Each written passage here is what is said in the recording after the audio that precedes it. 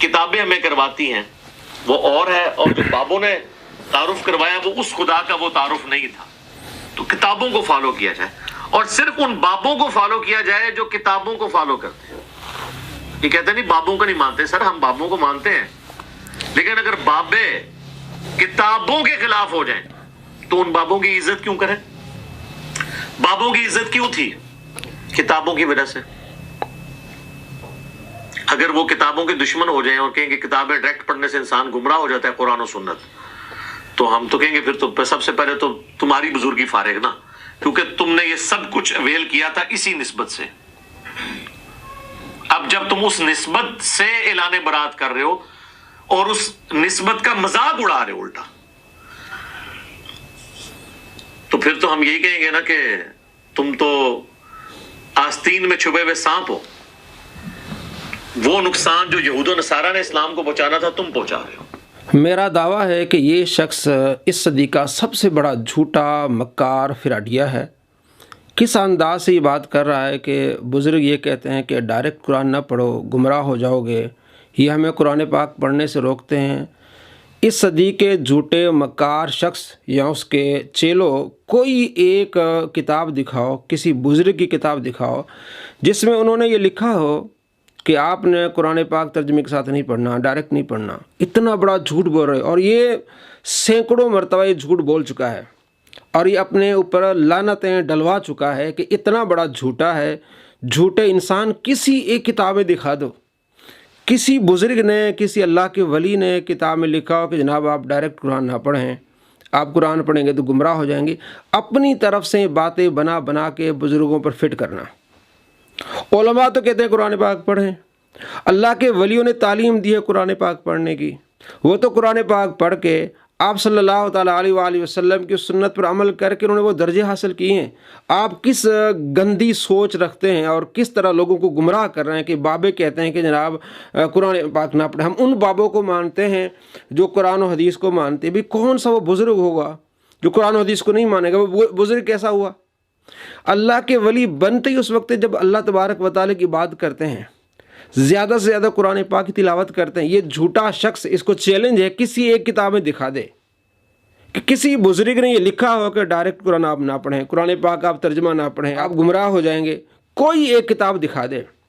یہ جھوٹا شخص ہے اور اس کے جھوٹ پر اس کے چیلے اسی بات کو آگے بڑھاتے ہیں.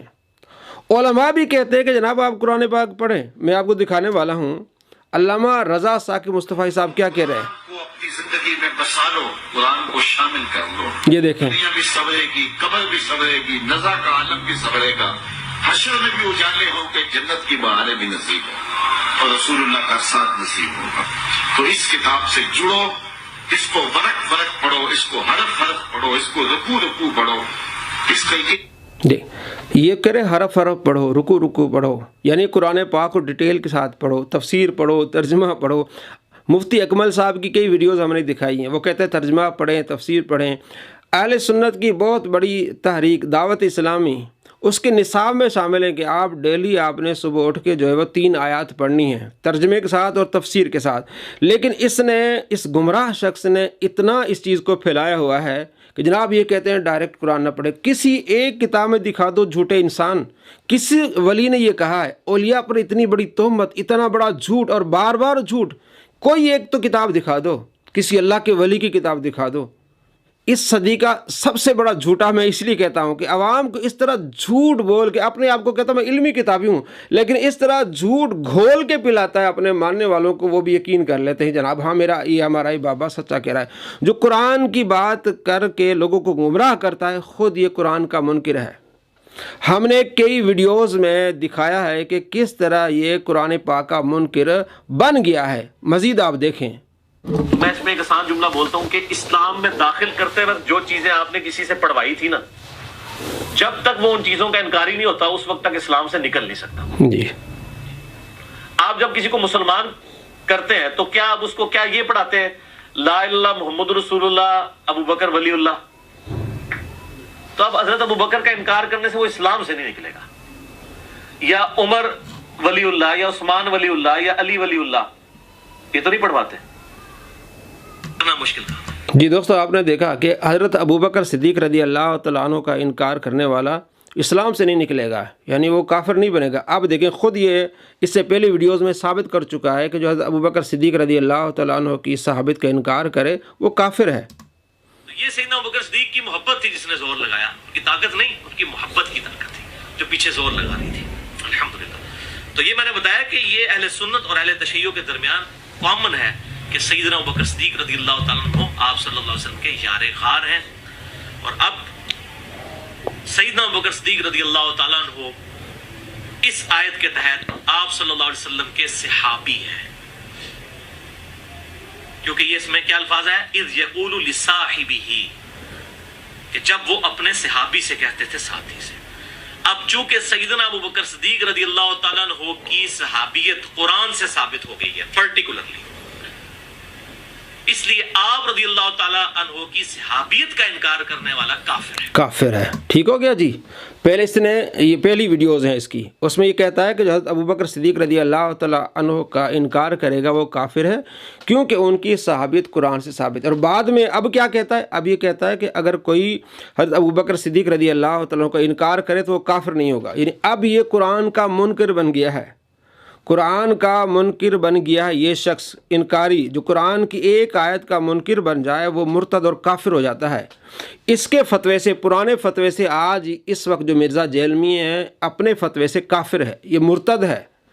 تو آپ ایسے مرتد کے پیچھے جائیں گے، آپ ایسے کافر کے پیچھے جائیں گے جس نے اپنے آپ کو کافر کہا ہوا ہے؟ بلکہ تمام اس نے بتایا بھی کہ شیعہ سنی تمام اس بات پر متفق ہیں کہ حضرت ابوبکر صدیق رضی اللہ تعالیٰ صحابی ہیں۔ اور بعد میں یہ کیا کہتا ہے جناب؟ ان کا انکار کرنے والا اسلام سے نہیں نکلے گا، چونکہ آپ نے اب کلمہ پڑھایا ہے تو لا الہ الا اللہ محمد الرسول اللہ پڑھایا ہے، ابوبکر ولی اللہ نہیں پڑھایا۔ بھائی جب ہم کسی کو مسلمان کرتے ہیں تو لا الہ الا اللہ محمد الرسول اللہ پڑھاتے ہیں، پھر اسے سمجھاتے ہیں کہ قرآن کو ماننا ہے، آخرت کو ماننا ہے، قیامت کو ماننا ہے، اور نماز کو ماننا ہے، یعنی پڑھنا بھی اور ماننا بھی ہے، زکوٰۃ کو ماننا ہے، یہ فرائض حج کو ماننا ہے۔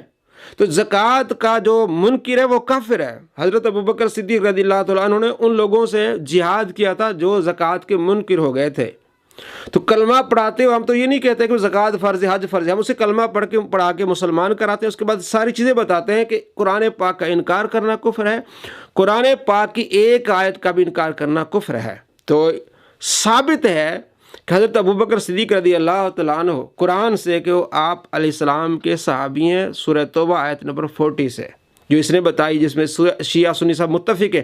اور اس نے بعد میں اب یہ کیا کہتا ہے کہ حضرت ابوبکر صدیق رضی اللہ تعالیٰ عنہ کو نہ ماننے والا کافر نہیں ہوگا، یہ خود قرآن کا منکر ہو گیا ہے، یہ مرتد ہو گیا اپنے فتوے سے، ہم نہیں کہہ رہے، یہ خود اس نے فتویٰ دیا ہے، اس سے یہ مرتد ہو گیا، کافر ہو گیا ہے۔